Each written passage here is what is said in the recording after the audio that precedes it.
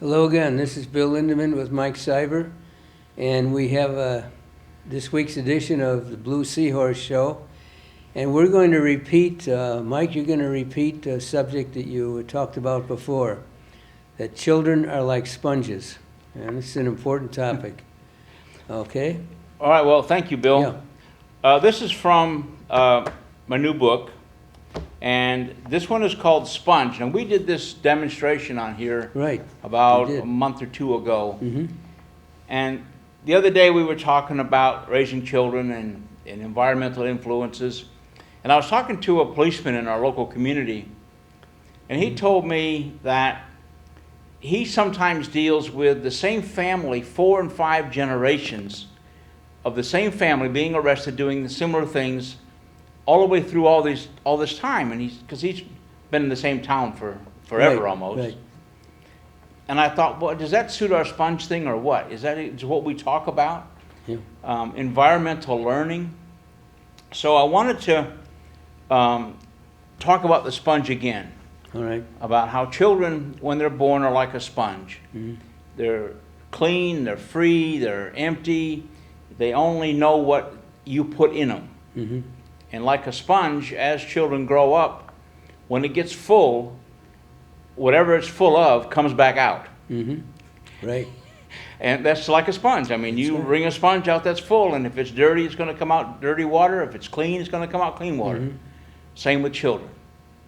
They're only going to put out of their mouth and out of their behaviors what they've learned growing up. Right. Mm-hmm. In the beginning of Sponge, it says, "It is easier to build strong children than to repair broken men." That comes from Frederick Douglass. Mm-hmm. That's a quote from him. And if you think about that, just that sentence alone, the policeman I'm talking to is now dealing with the broken men because they've all got multiple arrests. They got whatever their charges are. I don't know what they are because we never went into that. Mm-hmm. But if the children had been changed, or somebody has to break the mold. If the children Right. had been Mm-hmm. raised a little differently, they wouldn't have the opinion they have about what life's all about, and they wouldn't become broken men as they get older. Mm-hmm. We all know children are like sponges. They see and repeat everything they hear, sometimes even to our embarrassment, Mm-hmm. which children can come out with the one-letter words in the middle of a sentence, middle of a group of family sitting around because they think it's funny. Mm-hmm. Everybody laughs, but it's funny when a child says it, Mm-hmm. but when an adult says the same word in the same situation, Yeah. it's not funny. Yeah. Where do you stop that line? Where do you draw that line that, Mm-hmm. okay, it's funny when you were 2 or 3 years old, it's not funny when you're 10 years old? Mm-hmm. And how do we enforce that and change that?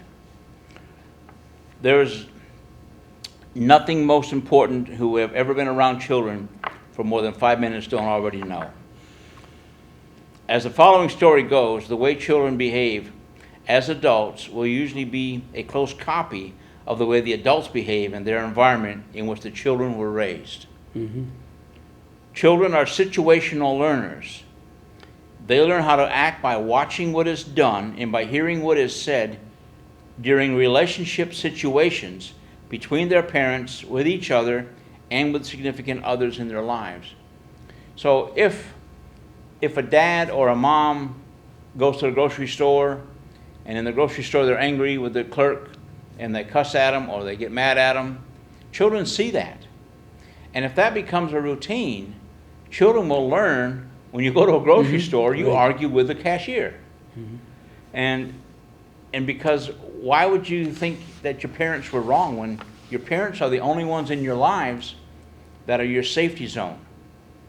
Mm-hmm. So you want to believe until you become an adult and realize they didn't teach you right.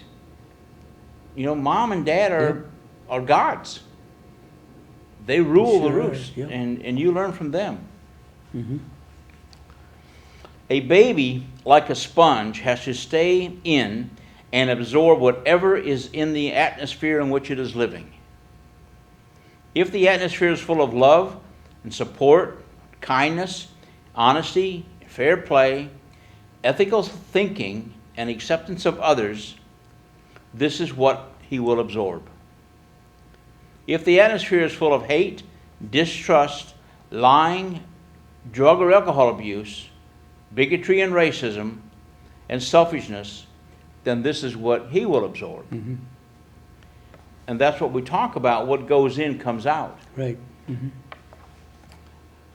No matter what type of atmosphere within our community or family we grow up in, we, like the sponge, will keep absorbing from it until we are full.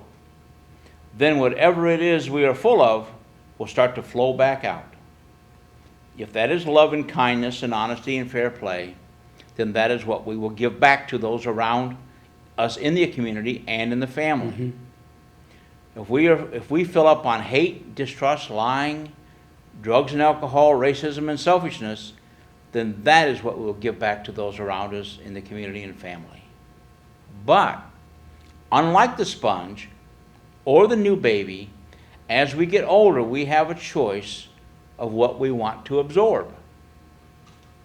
If we are in an unhealthy community or family, it may be very hard to change, because changing will make us different. Mhm. And to be different requires us to be strong. Mhm. So if for some reason, and I was talking a while ago about, and I was reminded of the story of the twin boys. And two boys were asked, one of the boys was in prison, the other boy was a lawyer and a doctor. Mhm. And the father of the two boys was in prison. And the one in prison was asked, why do you think you're here? You're in prison now. And he said, because of my father. My father was an alcoholic and a liar and a cheat, and he did all this bad stuff, and I followed in his footsteps. That's my reason for doing it.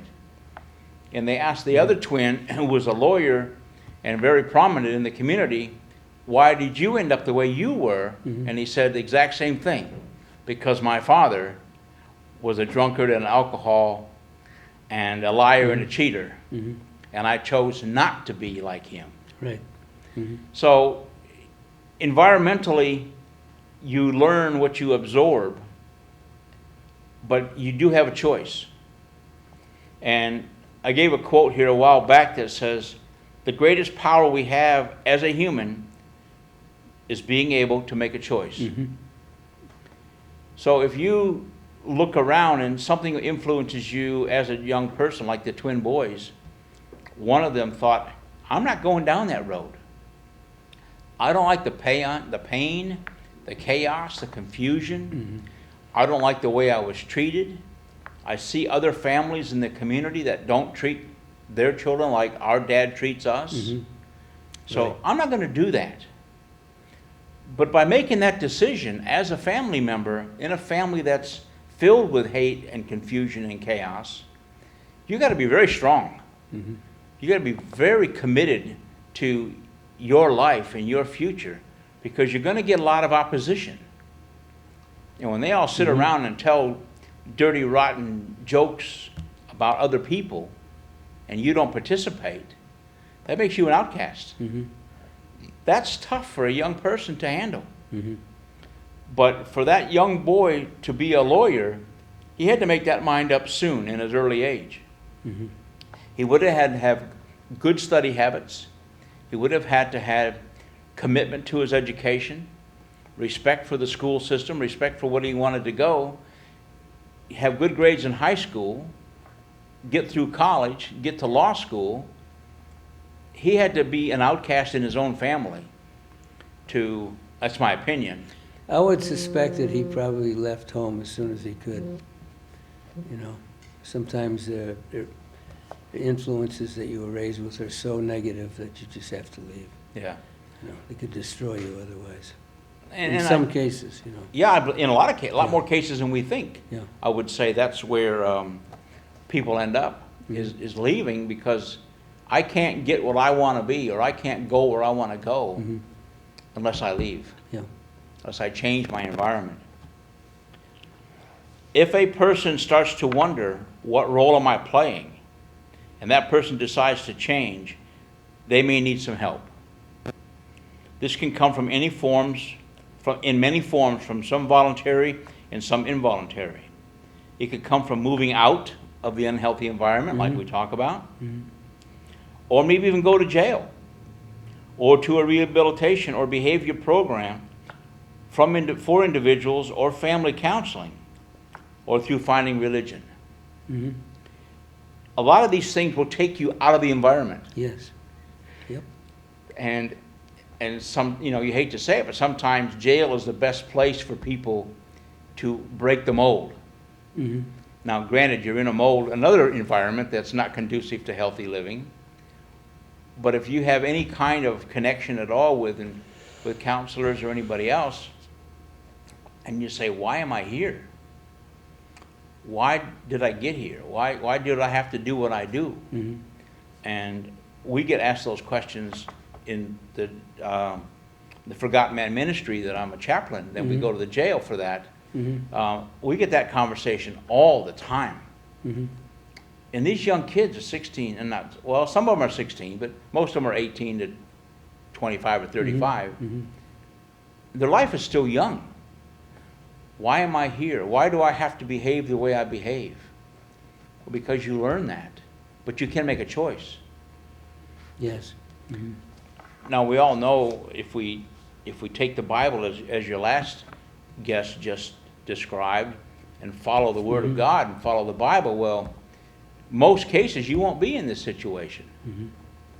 But that also, in most families that are I guess you want to call them institutionalized families. The father goes to jail, the grandfather's been to jail, the father's been to jail, the older brother's been to jail. That's for sure. Very dysfunctional. Yeah. You don't think that the Bible has a big part in their life. If it did, they maybe not go where they went. So if you're going to pick up and say, what tool can I use to change my lifestyle? Because what I'm doing is not working. And I can only do what I know at this stage that I was taught by my family. And that's not working. What tools are there? Well, that question we get asked a lot too, and the answer, the only tool they have right now is the Bible. Because that will give them all the skills to be respectful, to be courteous, to be kind to people. And that will start them on the new life if they choose to. That just because they see something on the street and they want it, doesn't give them the right to take it. But their old thought processes, it did. I want that more than you do, so I'm going to take it. That's scary. And we read about Sure it is, yeah. The young boy today, or last week, that went in the house in Grand Rapids, I think it was, went in the house to kill his girlfriend because I guess she rejected him. Stalked her, went in the house, cut her with a knife, set her bedroom on fire, and tried to kill him and her. And now he's been arraigned. They finally caught him. Where does that thought process come from? That if I can't have you, nobody else can. That's scary. Yeah, it's preoccupation with yourself, it's extreme selfishness. Well, I'm the only thing that matters. It's like, it's a narcissist is what it's called, a narcissistic personality. Right. But how do you become a narcissist at 18? I can understand it when you're 25 or 35, but at 18 you become that self-absorbed that if I can't have you, nobody can. Where did that come from? And did they miss something all the way up? Did he have some issues that nobody picked up on? Well, also, he probably had role models that he got those from. Might have been his family or relatives or people in his neighborhood. Well, I'm hoping it wasn't TV, but it might have had something Or to do TV, with it. sure. Or the TV, Yeah. which is the big educator today. And that's scary too. As we know, at first the clean water will become dirty. It may have to be changed several times. But if you put a sponge in clean water long enough, as we did on the last show, we had a demonstration, it will eventually become clean. I think a lot of people expect the water, the sponge, without seeing the demonstration. You have a sponge full of dirty water and you stick it in a bowl of clean water and expect it to be clean. Yeah. Well, it doesn't happen that way. it dirties the water Right. instead Yeah. of cleaning. You know, we've had that demonstration, and this was a last minute change on this show, so I don't have all the props, but if we do this again, we'll have the props again so that people can see. Same with a child. A child who's out of control, and a parent can recognize that we've done something wrong, or maybe we could have done, rather than say we've done something wrong, maybe we should have done things a little differently or done things a little better. Changing the environment or changing the child to rethink his attitude is not going to happen overnight. It takes time and effort and time and effort and time and effort. And if you think back on the number of years that child had to absorb what they absorbed, it works on about 2 months of retraining for every year the child is old. And that takes a long time. So, you know, if you have a 6-year-old child, it could take a year to get them to change. And that would take some strong parents or a professional group of people, and maybe the child ends up in a group home or something like that to change the behavior. It can take up to a year. And they have to learn nuance it, new behaviors, new ways of dealing with stuff, new way of talking. Like the sponge, depending on how long and how unhealthy the environment was, a person may have to make several attempts to become clean or change their behavior. Changing the atmosphere is not enough. There must be love and understanding combined with a lot of education. The education isn't just for the individual, but may also have to involve the family and the community. Now we get back to what you and I talked about before, the old concept of it takes a community to raise a child. And I was in the police station this morning talking about that with one of the officers. Right, yes. That's gone. The community are afraid to touch children. They're afraid to call the police over children. If I call the police, is that child going to have a record now for the rest of his life? Well, unless he's killing somebody on the street, no, he's not. He's getting into mischief, and he's probably not doing what he should be doing, but not every time you call the police does somebody get arrested. Yeah. But at some point, where do you learn not to get involved? And it's like we talked about last week a little bit when I was watching a show and there was a fighting going on and kids were involved, and on the video you could hear somebody holler, "Somebody call the police." Well, why not you? Why not the person who's shouting that call the police? We tend to make it somebody else's responsibility. Same with growing up and seeing children misbehave. Well, they're not my kids. You know, it's not my problem. The closest thing I can see to a community the way it should be are church groups. Yep. That's where I see the healthy. I mean, parents are both on the same page, and I see a community there. And that's where I see really outstanding families and children growing up. That's where I see it too, because of the church that I'm with. If the kids are, for whatever reason, are inappropriate or say something they shouldn't say, within the church, we don't mind telling the parents, you know, maybe you need to listen to what your child's saying, or maybe the pastor can come and address the parents and say, you know, they're saying this or they're saying that, or they're showing stuff they shouldn't be showing. And that works, like you said, well within the church. Right. But I don't see it going outside of the church. Right. And that's okay up to a point if it's acted on. And then some parents, if they're confronted by the church for doing something that their children may not have, should be doing, do they stay with that church? You know, do they run away as well? How strong are we as adults to deal with what we have to deal with? And that's our children. Yeah. As we've said so many times on here, they are the future for us. That's, you know, in 15 or 20 years, there can be some other young person sitting in this chair There's going to be another young person sitting in your chair. Mhm. We're not going to be here to do this. And I know there's a lot of caring people out there, but how do we find them? Mhm. How do we get them in here? How do we get them to stand up and say, like that old show is, I've had enough? Mhm. And I'm trying to remember the name of that show, but I remember screaming out the window, I've had enough, Yeah. and take a stand. When do we start the community taking a stand? And stop being afraid of the young people in the community. Well, I've got some ideas on this, and we'll be talking about that in the future. Yeah, I'm really concerned about this. Well, You I know, am too, it's and you've got me ridiculous. really excited, so Yeah, we're going to wait yeah. and see where that goes. Yeah. But I was surprised how, when I went to the police department in our local community and asked them if some of the officers could come on the show, Mm-hmm. they were excited. Mm-hmm. They said, let's do all we can. Yeah. Let's get the word out there. And sure, we're policemen, and we're going to sit on your show, Mhm. and you're going to ask us questions, and we're going to give you answers from a policeman's point of view. Mm-hmm. But we're the ones that are going to arrest your children. Mm-hmm. We're the ones that are going to put your children in jail. Mm-hmm. And we don't want to. Yeah. But you pay us to protect you. And we're going to do that. Mm-hmm. And I think more policemen need to be able to have a public forum Mm-hmm. to say how they feel about what they're doing. Yeah.